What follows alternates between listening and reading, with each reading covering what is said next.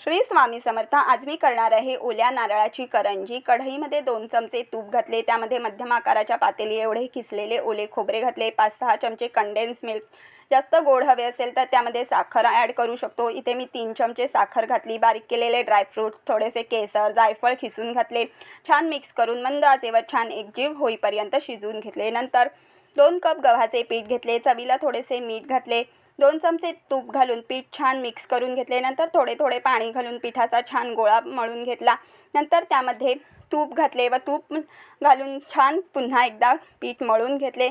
10 ते 15 मिनिटांसाठी झाकून ठेवले। नंतर लहान लहान पुऱ्या लाटून त्यामध्ये तयार खोबऱ्याचे सारण भरले। दुधाचे बोट लावून अशा प्रकारे साच्यामध्ये करंज्या तयार करून घेतल्या। कढईमध्ये तेल मंद आचेवर गरम केले।